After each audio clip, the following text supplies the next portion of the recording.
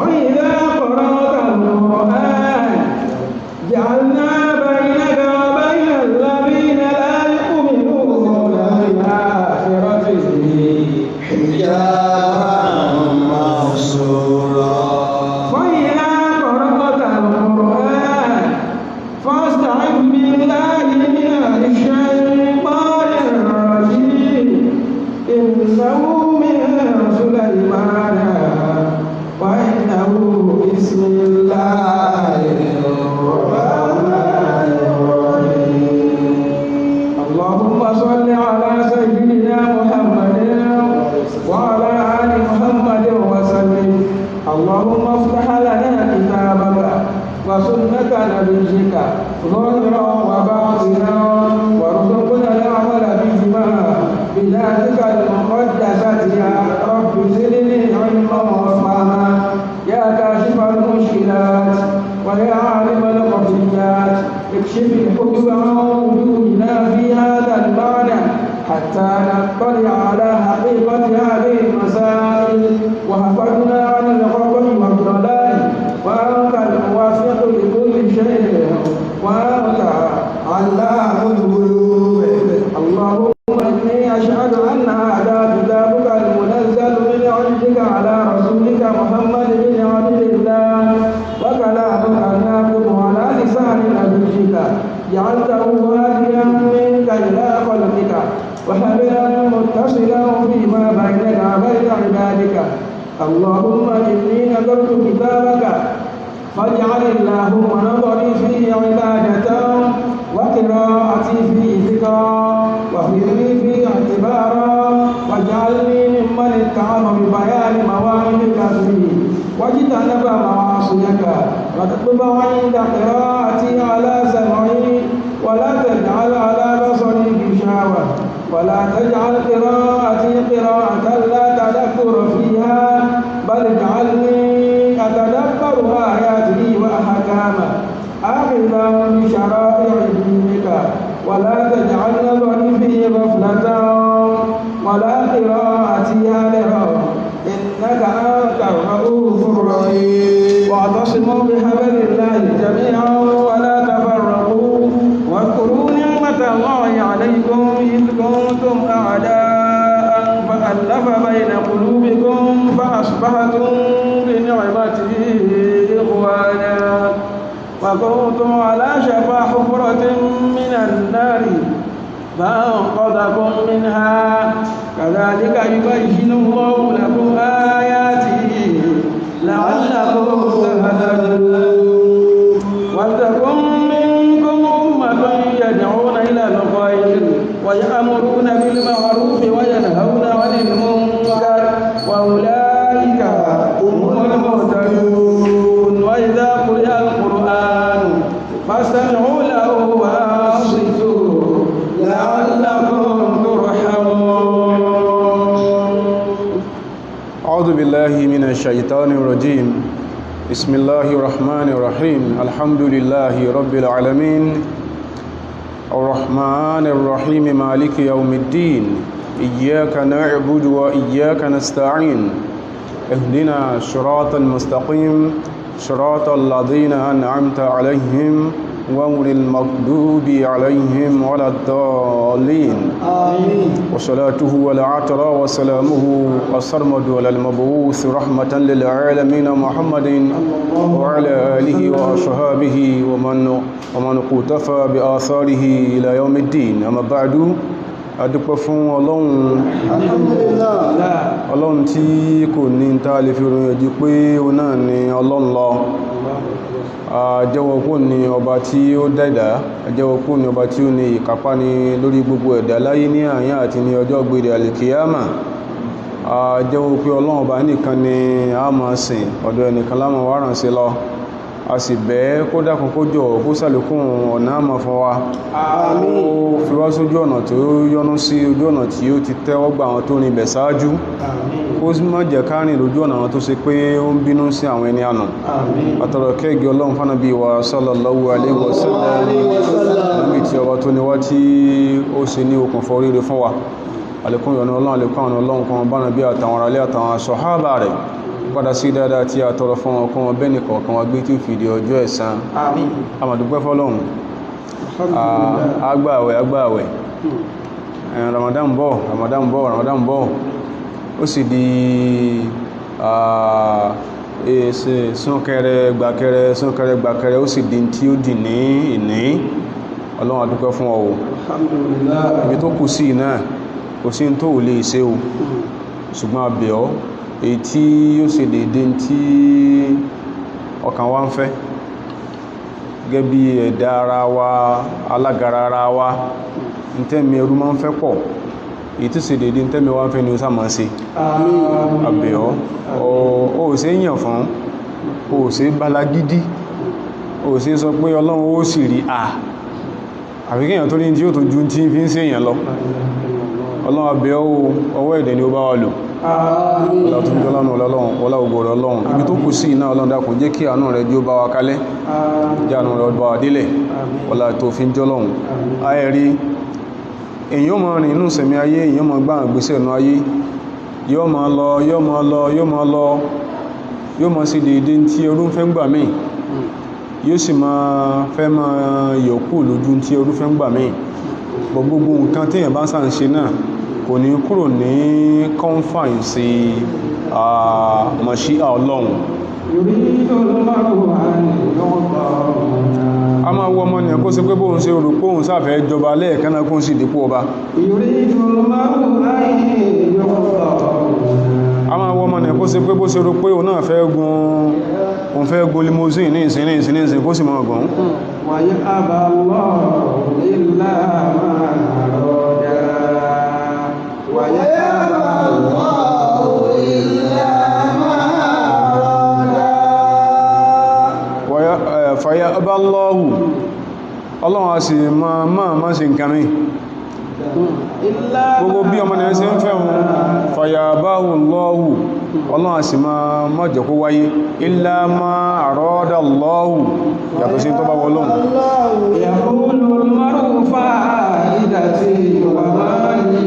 ọmọ nìyàn máa pariwo in ti ń pariwo láyé fáyídà tí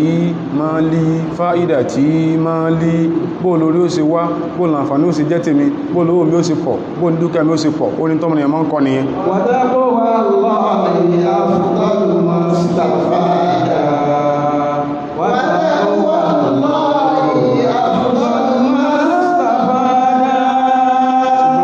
ìbá Ọlọ́run pàlàpọ̀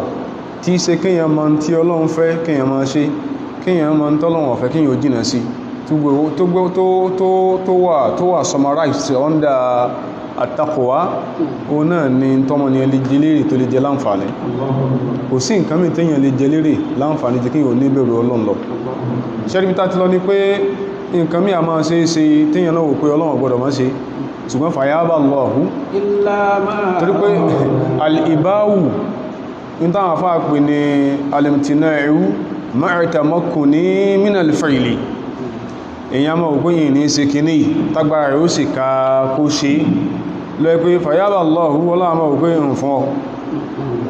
Ọlọ́run dákun wọ́n fi yàn bá wa lò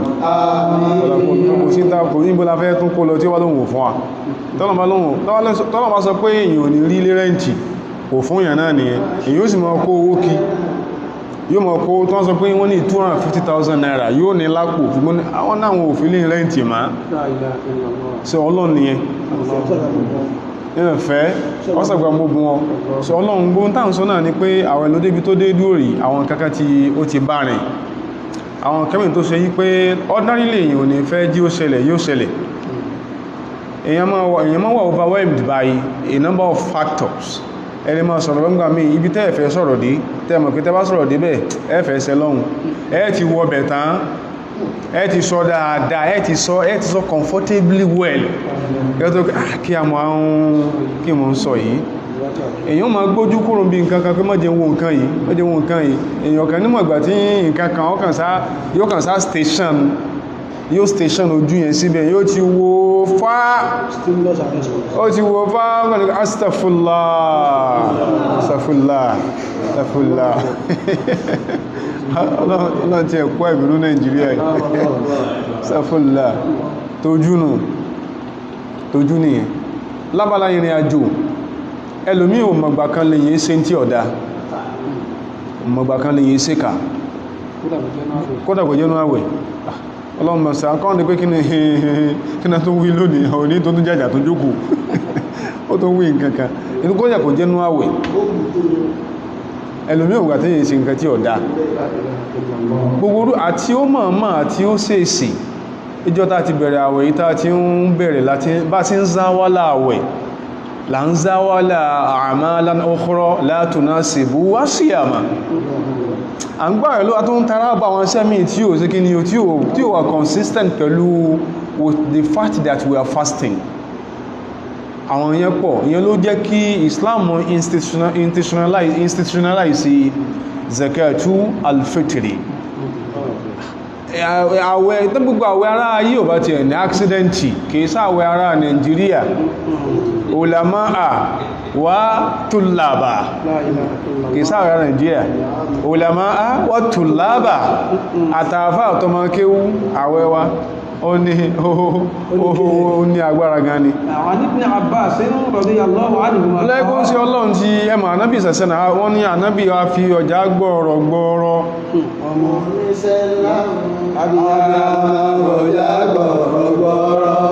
àwọn bàbá wọn kọ ní irú ẹ̀ dáadáa ó sì ṣe kọ ànábì ṣe fi yùn ròyìn abiyama bọ̀jà gbọ́ọ̀rọ̀ oníṣẹ́lá abiyama bọ̀jà gbọ́ọ̀rọ̀ ó sí ọlọ́run irú àwọn kan bẹ́ ọba tó ní ti ń fi yé pé jẹ́ ìyẹn wọ́n máa jẹ́ ká máa rágalẹ̀ wọnú àwọn nǹkan bí ọ̀nà kan kódà lásìkò tó yẹ ká ṣe lásìkò tí yẹn tọ́mọ nìyàn ń záwàlá manasikal hajj yóò tún máa tọrọ mọ́ tó lè bàjẹ́ bí ṣe ń ṣe lọ́wọ́ ní wọn tọrọ mọ́ tó lè bàjẹ́ kátà sọ pé ààwẹ̀ ففرض رسول الله صلى الله عليه وسلم Ànábì wa sallallahu alaihi wasallam ó sọ zakatul fitri tán tó lè pè ní zakatul badani wọ́n sì lè pè ní zakatu arasi gbogbo ẹ̀ náà so mọ́ ara ìfaramọ́ albadani awurasi saka orí òjòrí kọ̀ọ̀kan nìyẹn so Ànábì ṣe kìíní ìrọ ó ṣe lọ́rọ̀ àyàn tipẹ́tipẹ́ pé àfikẹ́ yọ́ ni o ní tí ó ma fọ aláwẹ̀ mọ́ mínàláwì irú àwọn ọ̀rọ̀ ọbú tó ẹgbẹ́ bẹ́yàn bá sorí ordinary rẹ̀ kan fún yàn 40 tẹ́láwẹ̀ ti sọrú ẹ̀ ó yẹ kí màláíkà ìfọ̀tí yóò sì ní dáa aláwẹ̀ ti sọrú ẹ̀ darí àti àwọn ọ̀rọ̀ ọbú tó ti bá ṣe ń gbà ẹ̀tẹ́mì àti ń sá fún nǹkan mìí tẹ́ pé èyàn fẹ́ go into alkinaya nígbàtí wọ́n fẹ́ mẹ́ṣà àwọn kankan mìí ẹlòmí ọmọlá ìdá min tọ́lọ ń pè ó kan tọ́lọ ń pè nǹkan wẹ́ ní ó pè àwọn ìsọkúsọ tó ṣe pé bí ẹ̀ bá sọ orú ordinarily tí ò bá sáwẹ̀ ń ta ara ó shake manhood ó shake ìyẹn pé nǹkan kan ṣẹlẹ̀ irú àwọn ìsọkúsọ orú ẹ̀ ìwòkú orú ẹ̀ kó lè bá àmá aláìkún bí àwọn kan báyìí má watu'imatan lil masakin ní kó tó lẹ́ ẹ̀wọ́n sọ wisdom al-illa tó sopọ̀ mọ́ ikhraji zakatil fitri kìí ṣe kọ́nà bí kan fẹ́ gbóúnjẹ lọ́wọ́ àwa kan ọkàn fẹ́ kó fáwà kan tí wọ́n náà bá gbọ́dì tán fi ní káyọ zakatul fi inú rí ó dùn tó ró padà flashback pé àwẹ̀ ẹjọ́ ní àfikọ́lọ́wọ́ ọgbà inú ló wà ẹ̀mí ọba rẹ̀ pé ńgbà tẹ́lẹ̀ ti wà ọlọ́run ọgbà so turmatan lil masakin láti jẹ́ ìwọ oúnjẹ fún àwọn kọ̀làkọ̀ságbé kódà wọ́n àdáhà qabla salat lórí rùwáyà ilé ìtaàkà inú rùwáyà míì ó sì ọlọ́run sọ pé agùnóhùnmùlì yawma tó bá dọjọ́ ọdún tó bá yẹ fún wọn agùnóhùnmùlì yawma ní sùhàlì ẹ̀rọ ọlọ́rọ̀ lónìí kó omi kan ti ẹ̀tọ́rọ ẹ jẹ́ káwọn gan fìlì pé ọlọ́run is by their side ẹ jẹ́ ká fìlì sẹ́yìn náà àwọn pé kí ni wisdom tó sọ̀rọ̀ ń di káyọ zakatul fitri yẹn jákà táwọn bàbá máa ń pè yìí tẹ̀tì afẹ́sẹ̀ èdè pẹ̀lú àwọn tí ò ní tó wà afẹ́sẹ̀ èdè pẹ̀lú wọn ẹ máa wo òdodo ni pé a lè sọ yí pé àwọn kan sọ pé wọ́n fẹ́ redistribute income ìyẹn is tantamount to daydreaming owó tí ẹni tọ́lọ̀wọ̀n sọ pé yóò lówó lásìkò tí wọ́n lówó olówó fẹ́ slash tí ẹ̀sí mi ò fẹ́ kó fóun sọ wá sọ́dọ̀ olówó bí tí ẹ in torí pé tí wọ́n gan ṣe dolówó lásìkò tó dolówó yẹn kìí ṣe argument tó ní dolówó máa dolówó látọ̀dọ̀ ọba tí ń pín owó ló fi dolówó kìí ṣe báyìí pé torí pé ọpọlọ yẹn pọ̀ ọpọlọ rẹ̀ ọ̀pọ̀ o máa jẹ́ wọ́n máa mọ́ sí o lọ́pọlọ òun pọ̀ gan lọ́rọ̀ o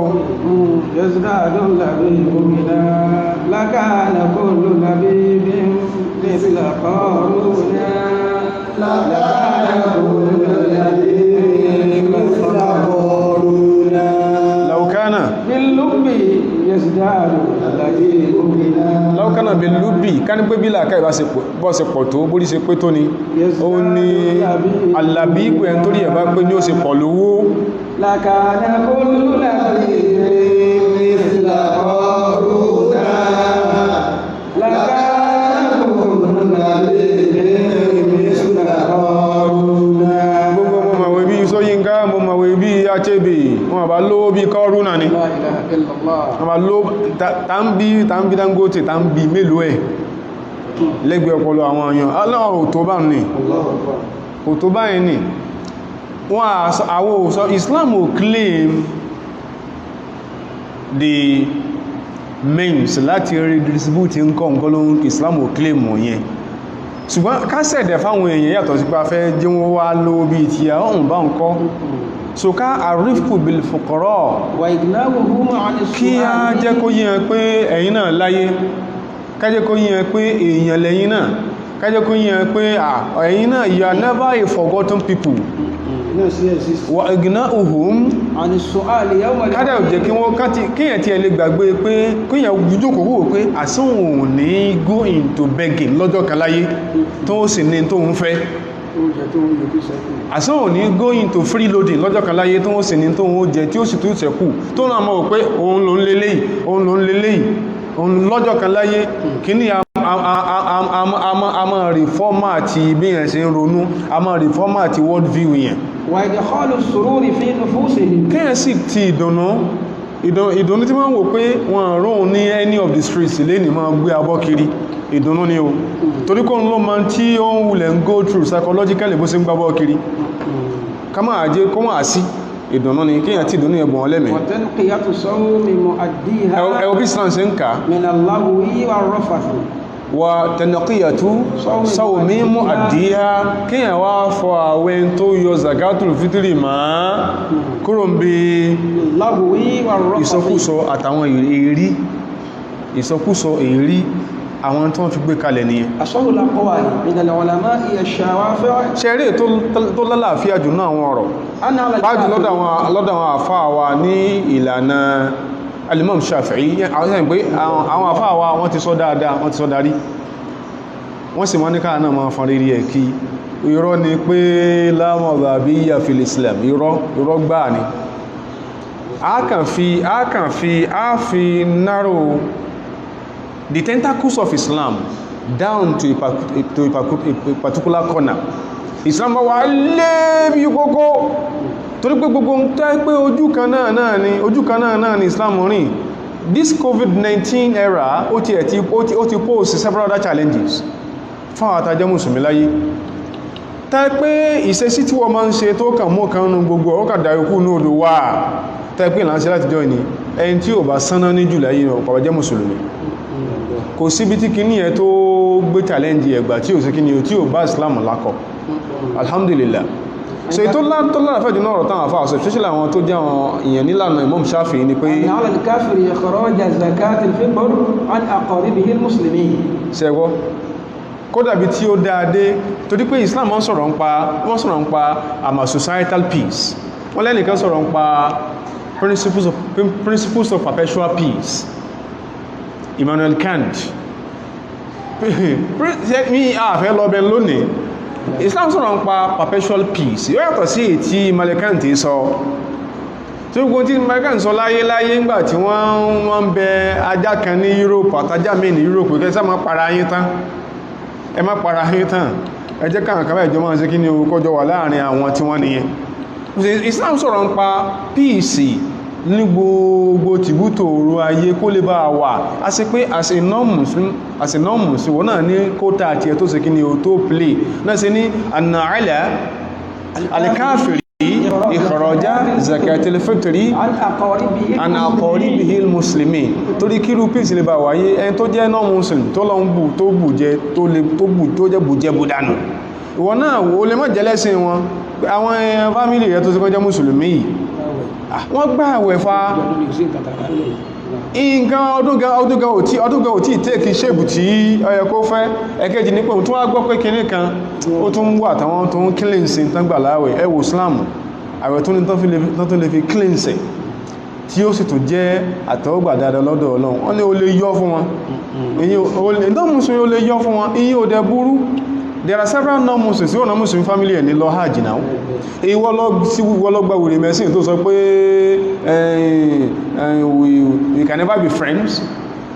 tó dúkọ́ wọn they are never deep-seated ẹn bọ́ sí máa ń sọ́nù and are deep-seated ẹ̀jẹ̀ tí ó sílẹ̀ tó kọ́ wọ́n wà deep-seated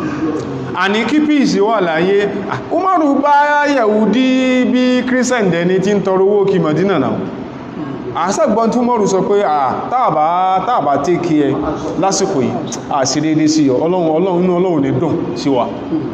Umaru the president of the entire Muslim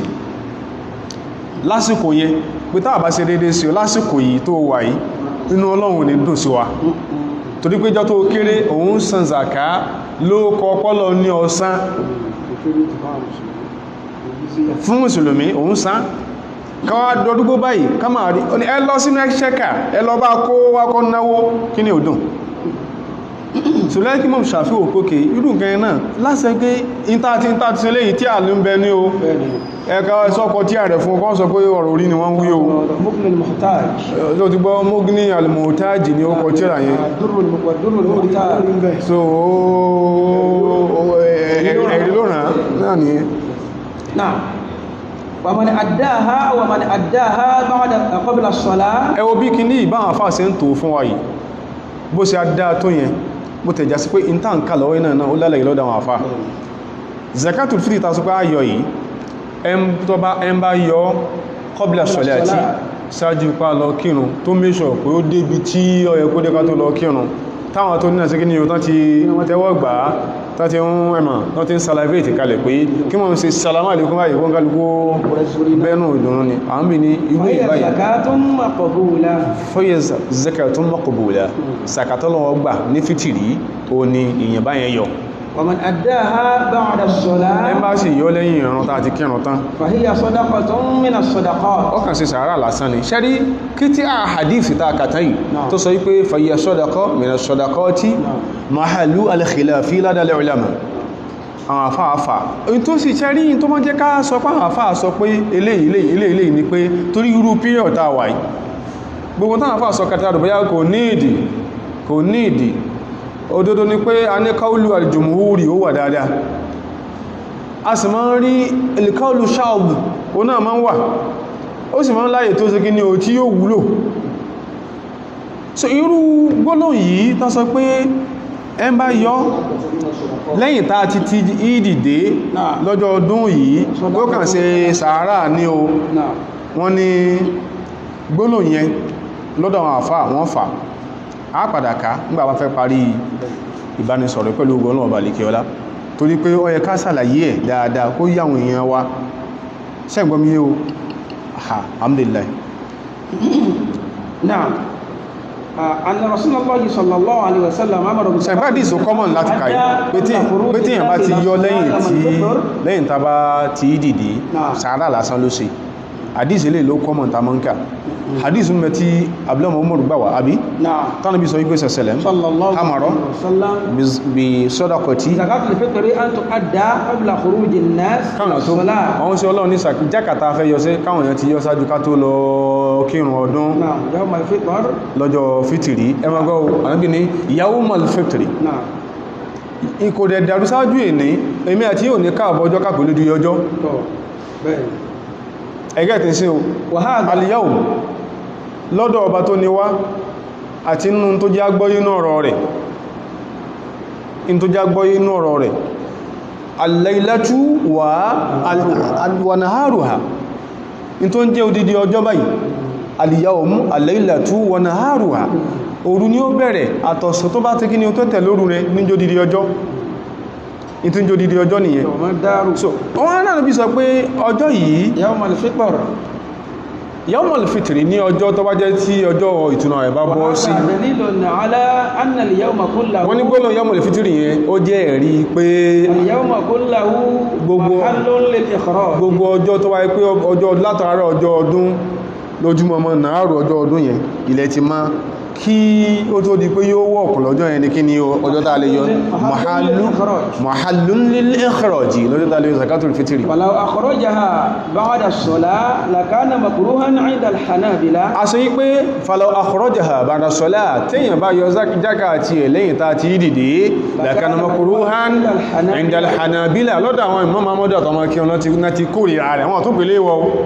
náà kórìíra rẹ̀ لكنه ṣùgbọ́n مجزع عند البقية lakinnahu mujzi'un 'inda al-baqiyya asìpé náà ìmọ̀ mẹ́rẹ̀ ni Imam Ahmad nǹkan ló sọ wípé lẹ́yìn ọdún ni mọ̀kúrú ló tó pè àwọn mẹ́ta yòókù ọgẹ́ náà sọ ọyọ jákà náà ni أما لو أخرها بعد يوم العيد ṣùgbọ́n tí yẹn báyìí lọ́jọ́ ó tà sí ọjọ́ ìdì yẹn tó bọ́ ọjọ́ kejì وهي صدقة من sọ́dákọ̀ tí mìíràn sọ́dákọ̀ tí نعم sàárà ló kàn sí táwùyùn رحمكم الله kọ́ sọ pé kọ́mọ̀ bèèrè kọ bàbá wa o المصدر السابق mú ní almuhtaji bẹ́ẹ̀ náà ló ti المصدر السابق ẹnú yóò tí ń sọ̀rọ̀ kan bọ̀ ń bí نعم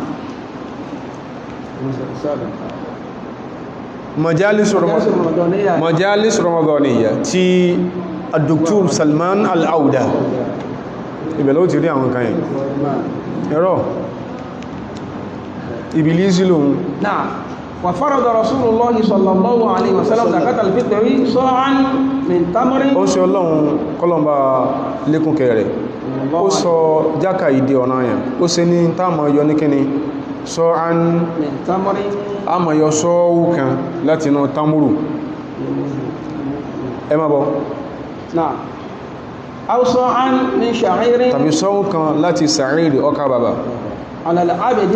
àmà yọ fún ẹni tó jẹ́ ẹni tí ń bẹ lọ́dọ̀ èèyàn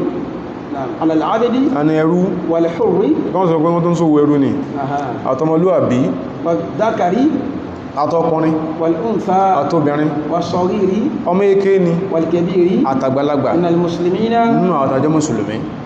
نعم مسلمين من ده sọ ó láàyọ ní sọ ẹni tí wọ́n kí sọ́wọ́ kan náà múdù mẹ́rin náà ni múdù ti wà nílẹ̀ àfi tí ẹmọ̀ kìí ṣe tí yearly routine múdù wà nílẹ̀ tí wà dẹ̀ pé múdù ń bẹ nílẹ̀ tá pé yẹn fẹ́ wọ̀n ní grams náà ni it is around 1,600 and kìíní kan grams ni bó sáfẹ́ wọ̀n lẹ́ẹ̀kan náà wí to 1,600 kìíní kan grams or 1,700 kìíní kan grams ni والعبرة في الأنواع التي ṣẹ́rí nígbàtà sọ pé ayọ̀ sàkátù fitri tàdákọ̀ tamuru ẹ̀yẹ́ mọ̀ òpé kí ní jẹ́ tamuru adákọ̀ ṣàírù ọkà bàbà ẹ̀yàn òpé kí ní jọ́kà bàbà àbí kátẹ̀ sọ pé níbi àwọn ìwàyà àtúnmí kó mú ohun bẹ́m̀bẹ̀ àgbàdo bẹ́m̀bẹ̀ so ẹ̀dẹ̀ pípàtà dẹ̀ aláàkìtù wàrà gbígbẹ ráìsì ṣẹ́rí àwọn tí ó bá náà sùdé ibi tí ọ̀rọ̀ ti wá àwọn nǹkan tó wọ́n dárúkọ ń bẹ̀ like staple foods ń bẹ̀ àwọn ọmọ jẹ wọ́n bá rẹ̀ dáadáa àwọn òpó ibi táwà ń bẹ ń bí nígbà bá di támúrù ó ń bẹ mùsùlùmí gan tí súnà yé gan tí támúrù jíjẹ ọmọlá kọmọlá rárá so kọmọlá pàápàá so ń bàbá di támúrù fún yàn pé zákàrí o wọ́n sì ní àfọ́láhì ní aláàníkan lè mọ́ ó lè bú ẹkún pé sí èkó wọ́n sí pè fìlé ìwọ́n mọ̀ fi támùrù sí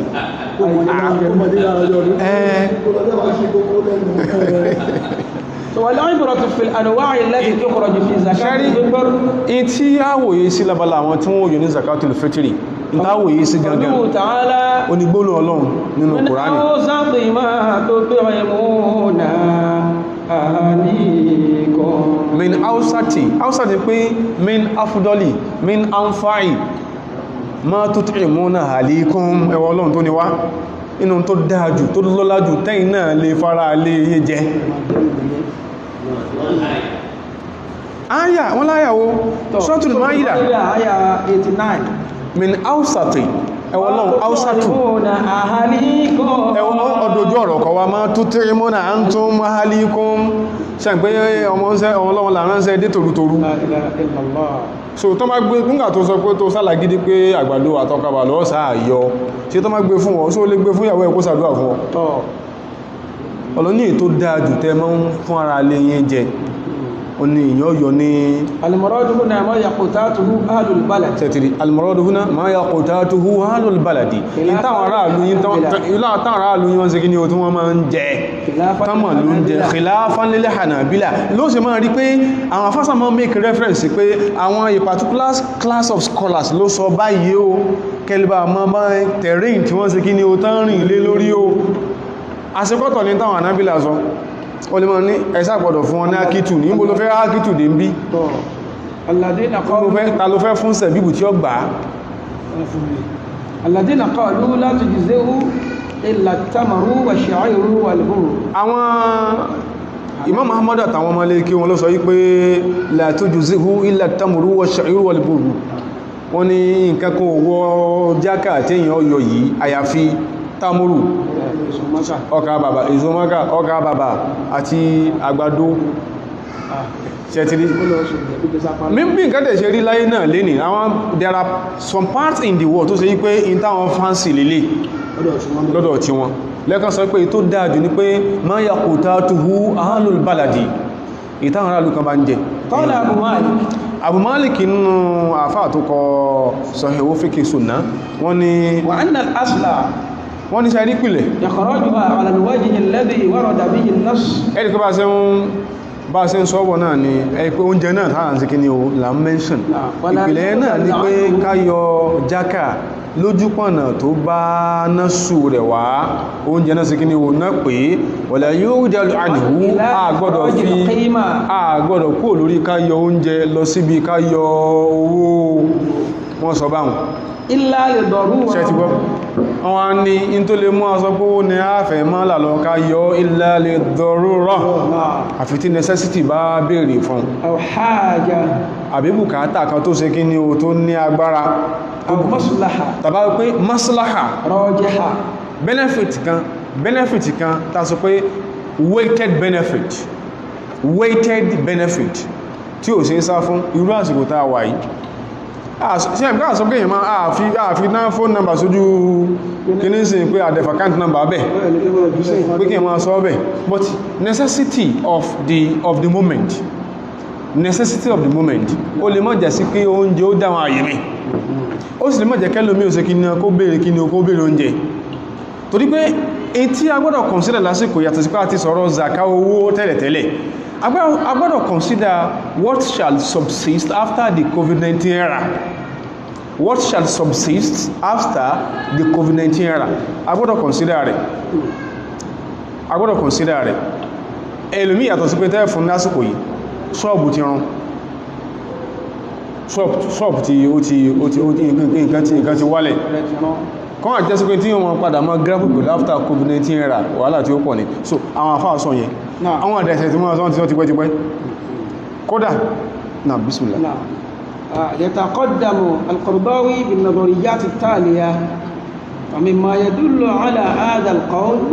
أن النبي صلى الله عليه وسلم قال ابنه يعني المساكين في هذا اليوم والغنى يتحقق بالقيمة كما يتحقق بالطعام انتي wọ́n ti ń sọ ti pé ńgbà sọ wọ́n ti ń sọ ti pé tán àkà ọ̀rọ̀ Qaradawi kìí sí pé àwọn lọ́kọ́kọ́ sọ wọ́n ti ń sọ ti pé bida'atan min ahadi al-imami Abi Hanifa wọ́n ti ń sọ kódà àrí Abu Hanifa sọ pé wọ́n lè yọ owó náà lásìkò yẹn Umar ibn Abdul Aziz ó san silver fún zakatul fitri so kìí sí pàwọn ilẹ̀ Abu Sa'id al-Khudri sàábí ànàbí ńláńlá sàábí ànàbí pàtàkì ó sọ pé nígbàtà ní bẹ láàrin àwọn máa ń yọ zaka jákà yìí fọmọ kéèké àgbàlagbà ọmọlúwàbí ni o ẹrú ni o sọ́ọ̀wù tẹ́tìdì ní sọ́ọ̀wù múdù mẹ́rin ló ń jẹ àbí múdù mẹ́rin ní akiti wàrà gbígbẹ múdù mẹ́rin ní ọkà bàbà múdù mẹ́rin ní tamuru múdù mẹ́rin ní sẹ̀bíbù èso àjàrà gbígbẹ àwọn òsìyà àwọn ògbò táwọn yọ́bẹ̀ títí tí Muawiya tó dásíkò Muawiya Muawiya bá dé wá bá wọn níbo ní Maka wá ṣe hajji àbíkọ́ta àsìkò tẹ̀ wá ṣe múra lásìkò yẹn bá báwọn èèyàn sọ lórí mímbàrí ta ni mímbàrí ń ṣe Ọlọ́run inú tó sọ báwọn èèyàn jọ́nà ní pé ṣẹ̀tìrì òun rí pé òun àrọ̀ ráyù òun tó ń rí ni pé anna mo dáìní múdù méjì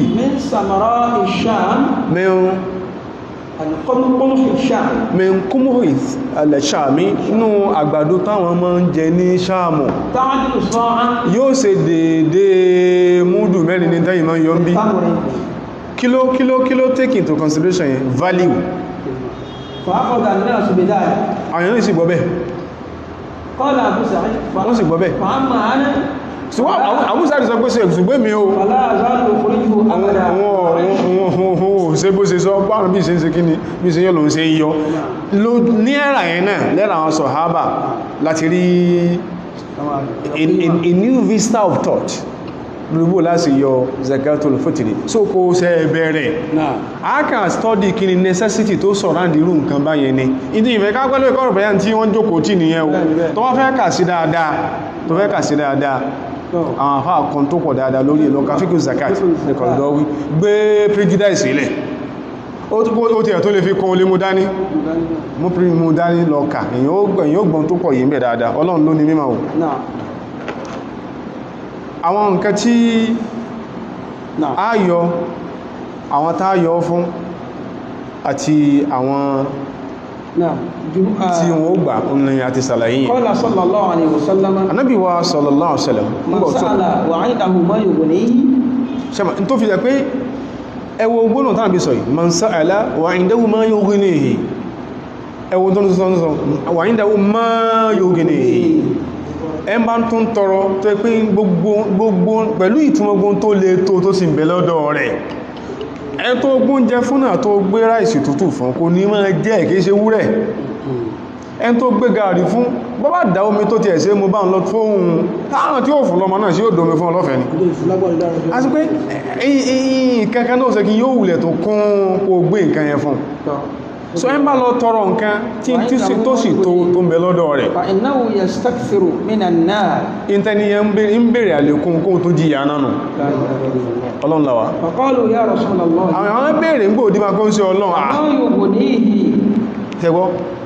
wa ma yughnihi kí ló lè tó rú èyàn báyẹn tí òfin tún lọ bèèrè iná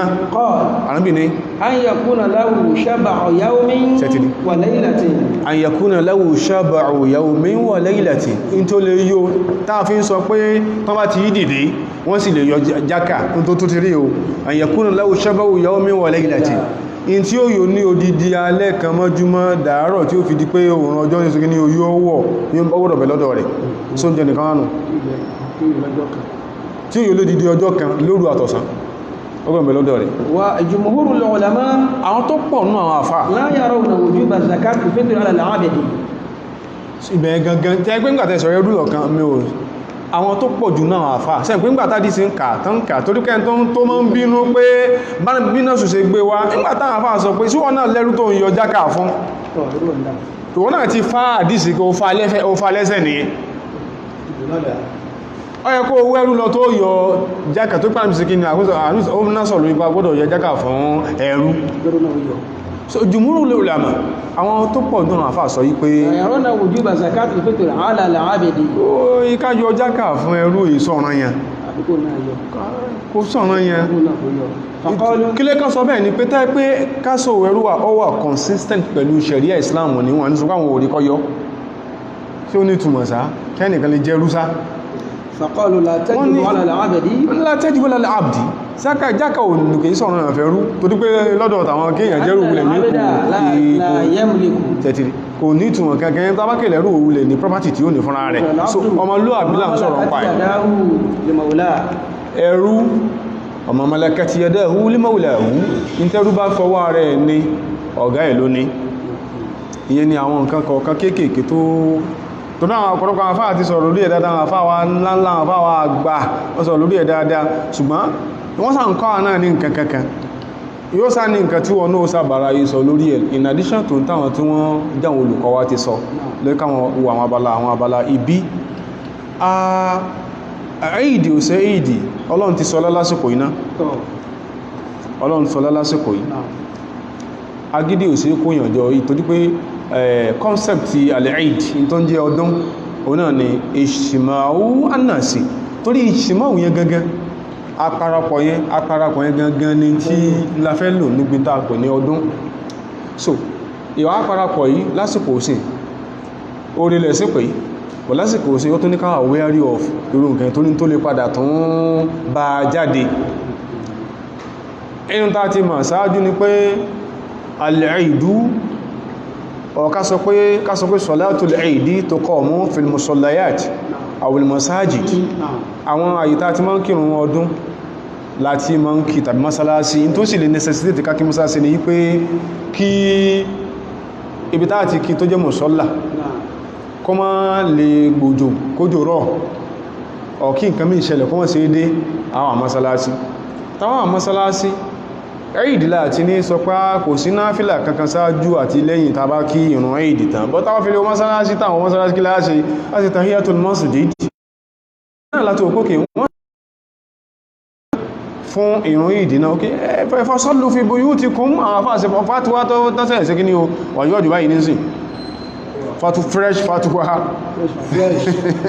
so sallu salatal Eid fi buyutikum ẹjẹ́ káàkiri láwọn ọ̀nà ilé wa yálà màlìmù bí ó lẹ́sí máa ń pè màlìmù tí wọ́n máa ń kọ́ wọn ń kéwú náà ni yóò kí ni àbí ọmọ tí ẹ̀sìn yìí ní olé náà ni ó kí àbídáàdì ni ó sì lead so in kankan tí wọ́n kàn sọ tó yẹ kémi àti ká padà understudy ni pé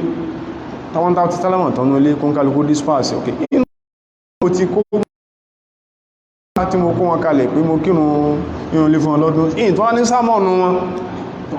àmà sámọ̀nù wọn wọ́n gbọ́ nǹkan sí tí wọ́n gbọ́ wà sí sílẹ̀ pé sí pé bí fátọ́ wá ṣe ń bọ̀ nǹkan ló ṣe làmọ́lẹ̀ wà èyàn tó understudy ẹ̀ aspect ibi pé ẹ bá ti kí tẹ́ máa lọ ó lè work ń bò mí níbi tó ṣe yí pé more than 60% of the radio stations ń bẹ̀ ọfẹ́ ọkọ̀ àdíṣì wọ́n kà sí ọ létí Kùránì ní sókí ni wọ́n kà sí ọ létí níbẹ̀ ṣùgbọ́n bí 98.9% ti radio stations ń bí ọfẹ́ jó ọ̀wà máa jó ọ̀gbọ́lù yóò gbọ́ bíìtì kan rí pì ibẹ̀ ló ti gbọ́ tó yàtọ̀ síra wọn so in terms of essence ni pé tàbátàbá kínú ẹ̀tàn ní bá ṣe fẹ́ kínú lẹ́nà tó ṣe kí at least ẹ jẹ́ ká exercise some patience kí wọ́n bá sọ a ní láti gbọ́rọ̀ Ọlọ́run ẹni tí ń sá fún ó ní láti gbọ́ ẹni tó wò pé àwọn mùsùlùmí yẹn láti gbọ́ ọgbọ́dọ̀ gbọ́n tàbí torí gbogbo tí a máa ń sọ ti di pé ìbọná ti rí ẹka o سئل مفتي عام المملكة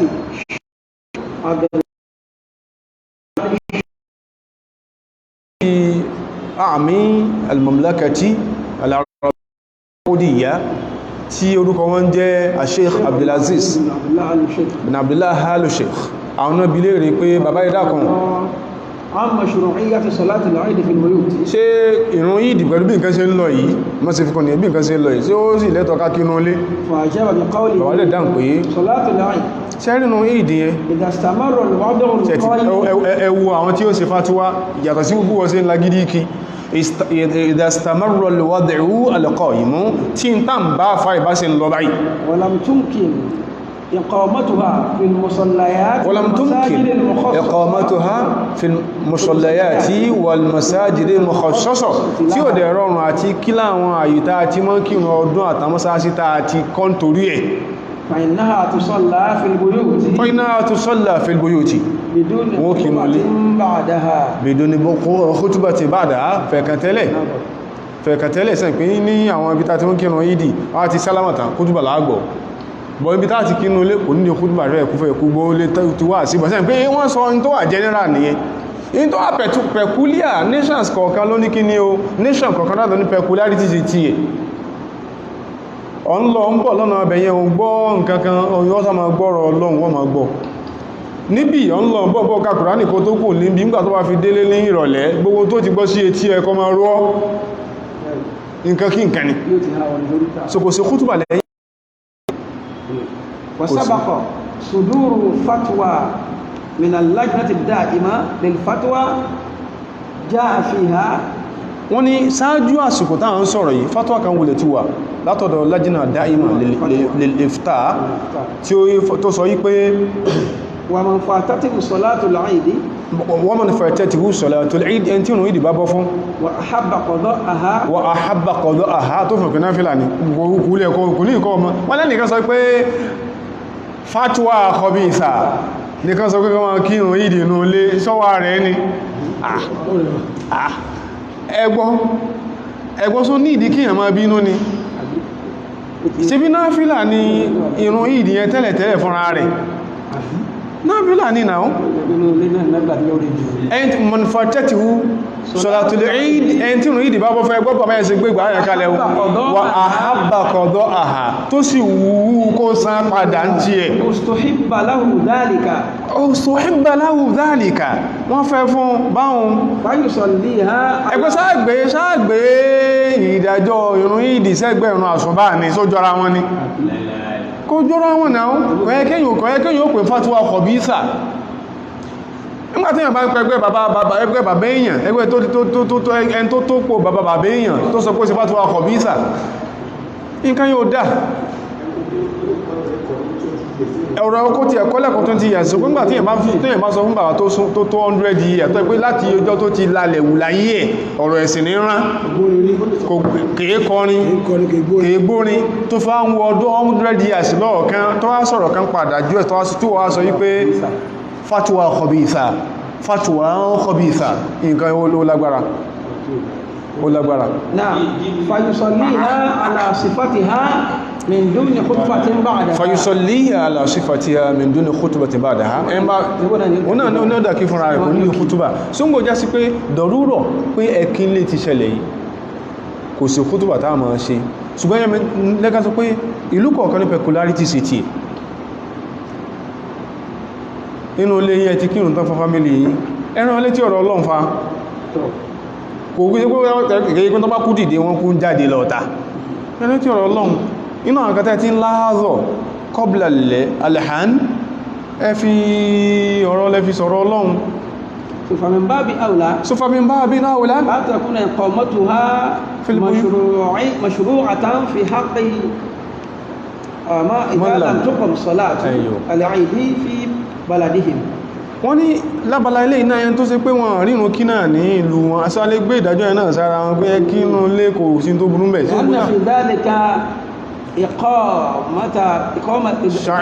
إقامة لتلك الشعيرة حسب الاستطاعة fẹ́ kíkí ní ọkàn lọ ìṣẹ́tán sí yẹn yóò jẹ́ pé إقامة لتلك الشعيرة حسب الاستطاعة pé nǹkan tó jẹ́ nǹkan ìdánimọ̀ ẹ̀sìn yìí a sì observe níbà sí ní kàpá nìmọ̀ fattaqullaha ma ìtọ́nà dẹ̀ sọ pé fattaqullaha ma stata'tum bẹ́wọ́n sí ní kàpá ní náà ní kẹ́ ṣe bẹ̀rù wọn Ọlọ́run ṣẹ́tìrí ma stata'tum bí yíò bá ti ẹ̀fáyà tú ẹ̀yẹ́kọ̀ tú aláàzọ́hìrì hánà bẹ̀bá sí má tọ̀nà bọ̀tíríà tó kó gbogbo bẹ̀rù Ọlọ́run jẹ́ lómí lọ sọlọ́run ló ní mímọ̀ qala an-nabiy sallallahu alayhi wa sallam idha amartukum bi amrin ó sọlọ́run dẹ̀ sọ fatuwa wà láyé náà ni wọ́n ká o ṣe pé a sọ pé fatuwa láti bó na mamlakati al-arabiyyati saudiya ṣùgbọ́n àwọn bala tí ó wà implementable lábala situation tí wà láńsẹ́ kí ní o là ń mú bẹ̀ yìí bọ́ pé bá pé kí n ṣe wà sí ara lè mi níyàwó lọ́mọ ṣe ẹ̀kọ́ wọ́n sọ síbẹ̀ peculiarity ti bí ló ṣe kí ní o ló bí ẹ̀ ọlọ́run ni ọba tó ní mímọ̀ amartukum bi amrin fa'atu minhu mastata'tum ó sì ọlọ́run ti bá ní ẹ̀ṣẹ̀ nǹkankan báyìí fa'atu minhu mastata'tum fa'atu minhu mastata'tum ẹmí sọ pé ṣe ń bẹ̀ bá ṣe ní kàpá ní máa wa naqala shaykh ad-doktor Muhammad ìyẹn ni ṣẹ́rí ẹni ọ̀rọ̀ mufti ní ẹjá ká ẹmọ́ta gbó fún ẹfọ̀rọ̀ tí wọ́n lẹ̀ ọ̀rọ̀ mufti ní ẹjá ká gbogbo ẹwọ àwọn hadith tó pọ̀ ó ní ó sọ bí ọdún ṣíṣe bó ṣe máa ń mú inú dúndùn ṣùgbọ́n bó ṣe gbà lásìkò láti ṣe mo kàn rántí pé inú àwọn kankan tí mo stumble upon wọ́n ní nìkan sọ wípé òun yẹ́ nìkan lówó ń gbà tí one particular ama currency tó appreciate ńgbẹ̀ ni wọ́n fẹ́ sanwó padà that same currency tó ń fi ya lówó tó wá depreciate so ńgbà tó wá sanwó yẹn wọ́n sọ pé owó value owó tó padà san kéré sí value owó tó ń ya wọ́n à ní yọ́ san lé o èlénú o torí tí àfáàmọ́ sọ pé wọ́n sọ pé kullu qardin jarra naf'an fahuwa riba kullu qardin jarra naf'an fahuwa riba gbogbo pé wọ́n yá mi lówó owó wọ́n mú owó tó yáyàn wọ́n bí àǹfààní fún ọ owó tó yáyàn wá bí àǹfààní fún ọ àǹfààní èlé ni ó yàtọ̀ sí pé ayáhàn lówó tó rúsẹ̀lẹ̀ sí oúnjẹ ọlọ́run sẹ̀sẹ̀lẹ̀ àbí ya nǹkan lọ́dọ̀ ẹnìkan ọwá ní kan lọ fún ní dèédé bíkìrù ní ìtumọ̀ ní pé ọmọge ràkọ́mí náà yá ẹgbẹ́ ní kan lọ wá ọmọge ràkọ́mí fún padà wọ́n ní kò sí pé tí ń bẹ́ńlẹ̀ ju ọmọge ràkọ́mí lọ ràkọ́mí ọlọ́dún mẹ́fà tí ń lọ ọdún méjì ní bẹ́ńlẹ̀ òun sọ lẹ́ni ẹ̀fún torí pé ó ní ẹni tó lọ́lá jù náà yí àhásínú kún kọ̀dọ̀ ha ọlọ́mbà ń ṣàánú ọkùnrin kan ọmọ wà considerate tó bá tajà tó bá rà kò yọ́ tajà ń tàà pé ìwọ̀nba tó ń ríre ọlọ́run fàlùbáríkà sí lérè tínú ẹni tó rà tí ó dùn bó bá sì rajà kò ní náà pé kò ní ẹ̀dá fún yín inú ẹni tó tà fún yóò dùn pé irú kọ́sọ́mà tó ń fẹ́ nírè wàídà kọ́dọ̀ tó wá fẹ́ san gbèsè yóò san tí ẹ tó yà ló túnú yóò dùn gbèsè èlé kan so ẹwọ́ tẹ́ yá mi rẹ̀ o níjọ́ tẹ́ yá mi 50,000 naira bọ̀ nígbà tí mo fẹ́ san padà value wọ́n yẹ ti depreciate iye tí mo fún yín 50 mo kó fún yín lódòdó lódòdó ṣùgbọ́n tàbá consider value yẹn ó jẹ́ 10,000 in addition to 50,000 naira $50 ń gbà yẹn ká sọ pé 10,000 naira ń gbà yẹn nígbà wọ́n sọ pé 8,000 ní the same $50 lásìkò tí ìṣe pẹ́ tí ó yàmì ló ní ìfẹ́ ló béèrè tí mo èmi kún kan iṣẹ́ àmà ó dẹ̀ máa ń kéré ẹni tí wọ́n máa ń yá lọ́wọ́ tí wọ́n wà tó nìkan máa wà considerate kéré inú àwọn tí máa ń yáwó ẹni tí ó yá mi lówó ń sèmi ní mo jẹ gbèsè tí mo yáwó èmi lẹ́yẹ kí n wà considerate nígbà mo fẹ́ san báyìí jùlọ nígbà tí value tí mo fẹ́ fi sanwó tó value tí mo fi yáwó mọ́ ṣùgbọ́n lọ́pọ̀lọpọ̀ ọgbà àwọn tí máa ń yáwó fúnra wọn mo ìwà considerate gangan ṣùgbọ́n tó yẹn tó yáwó bá considerate fúnra ẹ̀ tó wò pé 8,000 kì ní ìwà equivalent sí lásìkò sí mọ́jọ́ mọ́dẹ̀ yá 10,000 naira ní kó wá fi kún fúnra rẹ̀ kó fún kọ́ ní pé máa kó lọ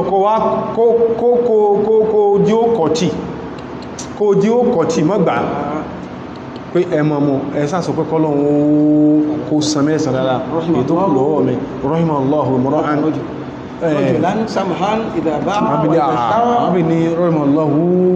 rajulan ọlọ́mbà ń kẹ́ ọmọdékùnrin kan samahan ó wà considerate ìgbà tó bá tajà fáwọn èèyàn nígbò mọ́ ara lọ́dọ̀ àwọn èèyàn nígbò fẹ́ san gbèsè nígbò fẹ́ sanwó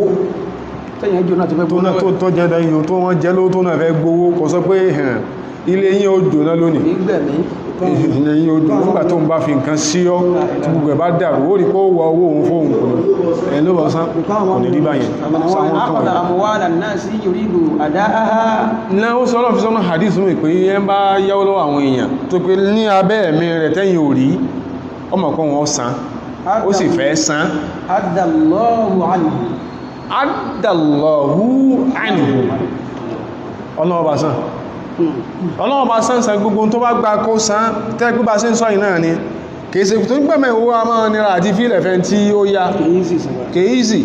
8,000 ló ti bó sì kọ́ já sí 8,000 lọ́dọ̀ ẹlòmí rẹ̀ yóò kọ́ máa jubilate fúnra ẹ̀ ọlọ́run ṣeun 8,000 ló kúkú sí ṣùgbọ́n adàlọ́wù àìníwú ni pé ọlọ́run yóò ràn fún yóò jẹ́ wà appreciative ọlọ́run sànú yóò appreciative pé ìgbọ̀dọ̀ mọ́ sí dáadáa sẹ́ni ìyẹn ni tí ومن أخذها ẹ bá lọ yáwó lọ́wọ́ àwọn èèyàn يريد إتلافها tó sì wò pé wọ́n ní dá padà fún gangan kódà wọn bí dágbówó léèrè lè tó sì pọ̀ náà àwọn èèyàn lẹ́ yóò bá wáyìí إتلافه الله ẹ̀yà wọn lówó wọn tó wọ́n tó lọ inú owó tẹ́ yá in tí ó jẹ́ kẹ́lómi orí gbèsè sánú kìí sí pọ́ tó lè lọ fi ṣe ráà inú owó tẹ́ yá ó tó lọ mú ń bẹ̀ lọ tó rí ti gbọ́ pé kẹ́ mọ́ bèèrè mọ́ láíláí pé jẹ bá fẹ́ bèèrè kíkà máa ṣe wọ́n sọ mọ́ yín ẹ̀rọjú ẹ̀rọ àìráyè àwọn yẹn ṣe bẹ́ẹ̀ dáadáa kọ́lọ̀n kó láwà kó mú إتلافه الله ẹ bá lọ yẹ́rù owó bẹ́ẹ̀ bó ti ẹ̀fẹ́ san gangan Ọlọ́run ó jẹ́ ọ̀nà mọ́ lọ́wọ́ yọ́ dànù kò ní rí kójọ bí i lórí sàkátù ìfítírì jẹ́ lówó gbogbo lè tí wọ́n bèèrè èmi ò bá sọ yí pé kọ̀fẹ́ ẹ̀kan àwa náà bọ̀m̀bò tẹ́tẹ́ awú jáde ní ìsìn kò nílé in tó bá fẹ́ tó fi ìpó ẹkó fi yán tó ẹkó fi yọ́ tẹ́síráìsì ló fẹ́ fi yọ́ lọ́bẹ̀ equivalent yí tán ta nǹkan kọ̀ọ̀kan so bẹ̀rẹ̀ equivalent value ẹ̀ bẹ̀rẹ̀ rẹ̀ ẹni tó mọ̀ pé ó ní ìdí wọ́n náà lè tó lè wáyà ẹ̀ sí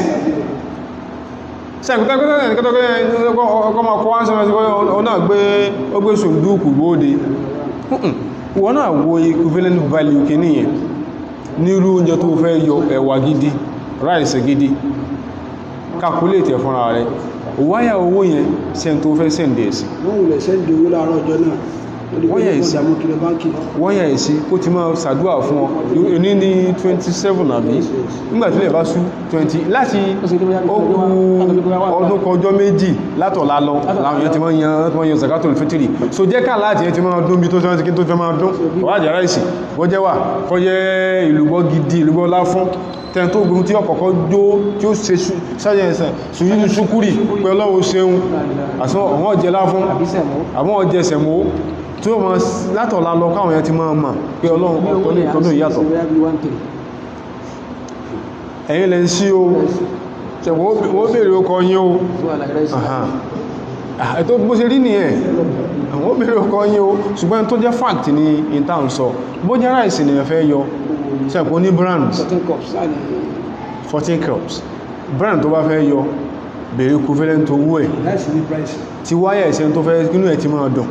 ibi bí 1000 ṣe bí ò ṣe wúlò lọ́dọ̀ ọ̀pọ̀lọpọ̀ àwọn èèyàn before this era yìí lásìkò yìí bí èèyàn bá rán aláti 1000 naira yóò kọ́kọ́ dúpẹ́ fọ́lọ́run ọba lágbára ọba ńlá dúpẹ́ so àwọn nǹkan wọ̀nyí kó sáàpẹ́ kó ẹ̀mà yìí is part of our being considerate náà jẹ́ pé jọ́ta àwọn afá kan tán kọ yẹn lè jọ ya àmọ̀ pé yóò wúlò kódà rí kan nù wọn torí àsìkò ní òjì àkà tó sọ pé òdodo jọ́ tó ń kọ kìíní ìbọn ní wọlé yìí òun láyé àdùktúrúsù alkọ̀rọ̀lọ́wí ìjọ́ tó ń kọ̀rọ̀ pé ìyẹn lè ṣe ẹ̀kẹ́rọ́jú kí ma yìí bá ní káwọn lẹ́yìn kò sórúkọ tán pé òun dẹ̀ bìlí pé àwọn assumptions wọ̀nyí yíò padà lásìkò tápadà revert sí wọn mú tó sọ ní o mọ̀ pé láwọn àsìkò wà táà revert àwọn assumptions wọ̀nyí inú délẹ̀ àdúgbò kó àgbàdo fi ọkọ̀ rú lọ GRA ní Kẹjà ó rí pé ní ìsìn wọ́n ó pè àwọn gòdògó tí wọ́n máa lù ọ ní ìsìn kọ́ sọ pé ibi tí ẹ̀mí Ọlọ́run tí ọlọ́nu wọ́n ní lọ bó yọ nǹkan gidi wọ́n ní yọ wọ́n ní lọ ní yọjú and bó ṣe máa rí ní ẹ̀yìn so many industrial areas àwọn kan these are realities of life àwọn àfáà sọ pé wọ́n ṣe àwọn kan wà tí ò ṣe ilé pàǹpà lórí táwọn àfáà bá kọ nǹkan gbà míì àǹtọ̀rí kí tajriba ẹ má sọ wípé torí pé wọ́n ti fi náà sùtì bẹ́ẹ̀ kò ní ṣe lò wọ́n máa ṣe nákìlù zakatil fitri wọ́n máa ṣe nákìlù ẹ̀ wọ́n ṣe nákìlù zakatil mal torí pé tí yóò jẹ́ kí mi àti tètè máa gbàbọ̀rọ̀ ni pé in táwọn kan tí wọ́n sọ pé ẹ ṣàánú àwọn túrò àwọn kan wọ̀nyí tán kọ lórí in tán làkọjá ìmì àti yàn làkọjá rí so àwọn ọmọ pariwo ogun ni o rí kátírìjì rí wọ́n pariwo ogun ni let there be war afáàfà rẹ̀ balẹ̀ ogun bíbò kò rí kátírìjì rí kò mọ bó ṣe kò mọ báwọn tó bó ṣe rí nìyẹn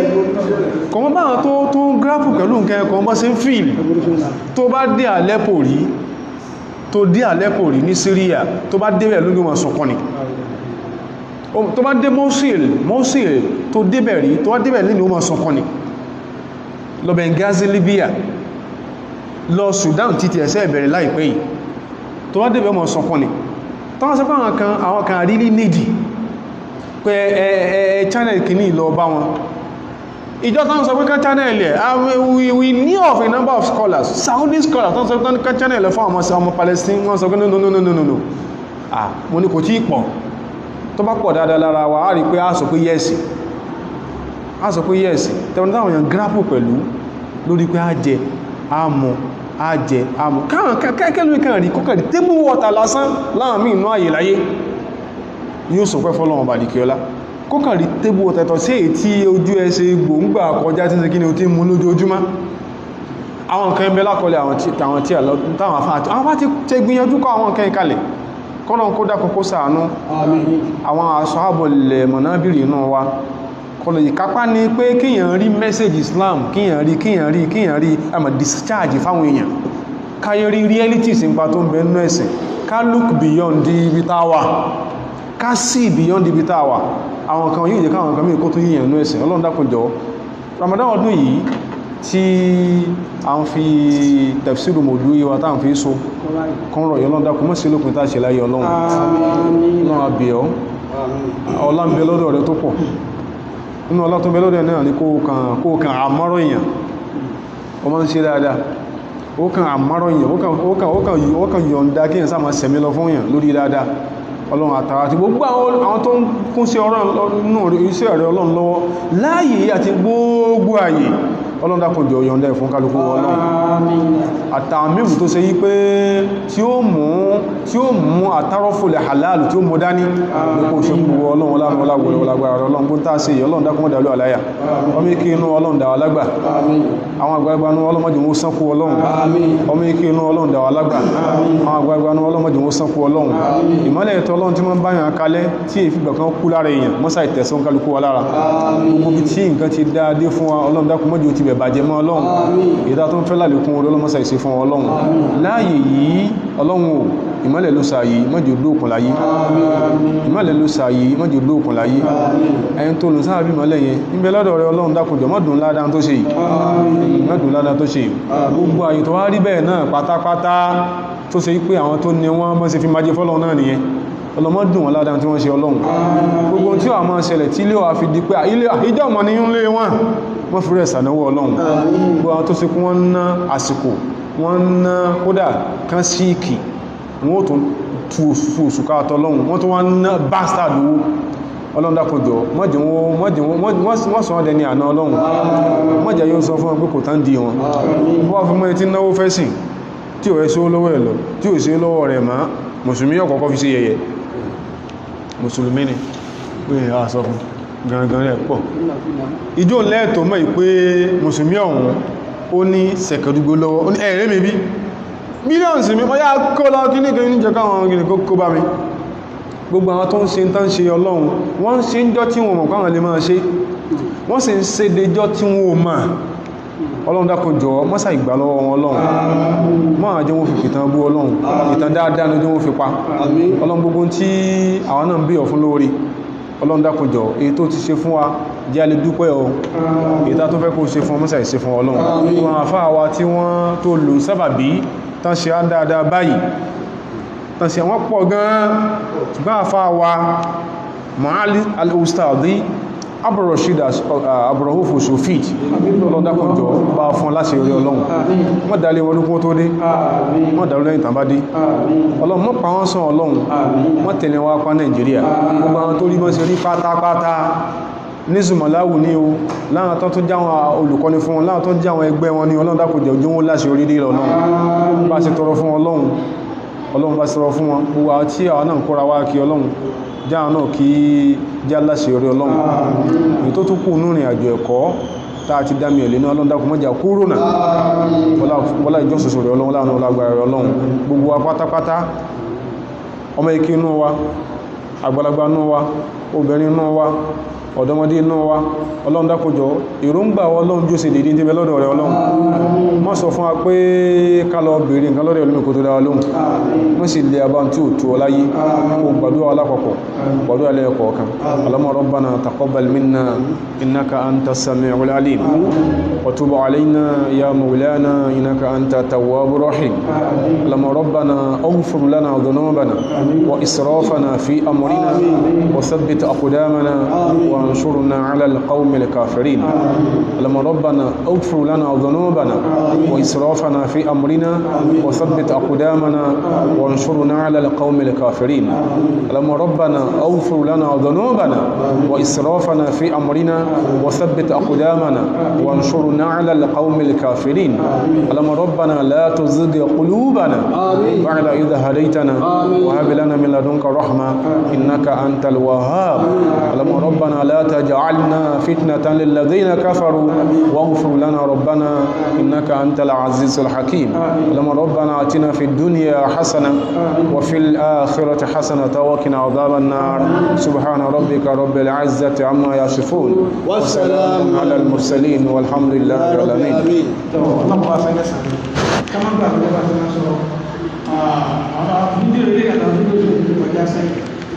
láti wò ó láti àṣẹ́ẹ̀sì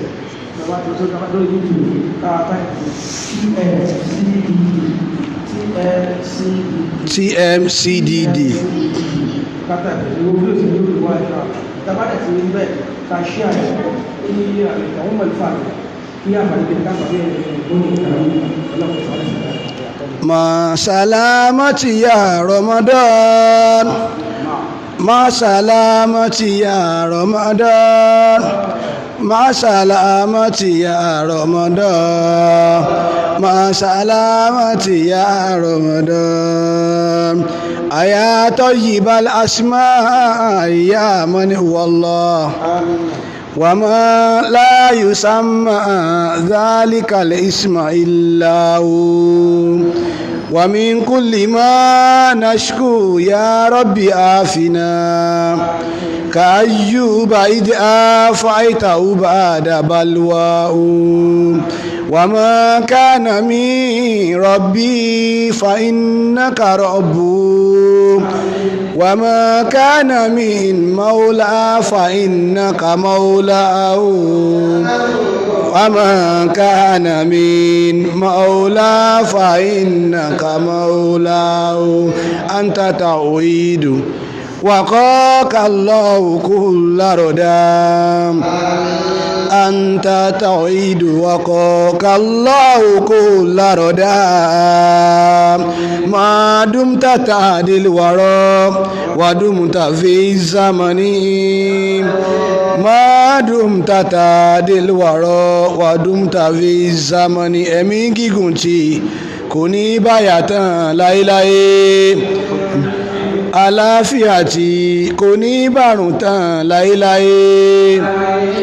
owó tó pọ̀ tí kò ní bòṣì tán láéláé ọmọ àgbẹ̀yìn tẹ́yìn ṣe tí ò ní kọ̀ǹgbà kan láéláé gbígbàdúrà tí kò ní tàǹgbà kan láéláé ustazu rọ̀ìdù ọlọ́run kò fi fún yín ustazu tàìdù ọlọ́run kò fi fún yín ustaz Wasiu ọlọ́run kò fi fún yín ustaz Wasiu ọlọ́run kò fi fún yín ustaz Tawhidu ọlọ́run kò fi fún yín ustaz Tawhidu ọlọ́run kò fi fún yín ustaz Tawfiku ọlọ́run kò fi fún yín ustaz Tawfiku ọlọ́run kò fi fún yín làkàjá kò lè láfi. بسم الله الرحمن الرحيم لقد جاءكم رسول من انفسكم عزيز عليه ما علمتم عزيز عليكم بالمؤمنين رؤوف رحيم فان تولوا فقل حسبي الله لا اله الا هو عليه توكلت وهو رب العالمين. بسم الله الرحمن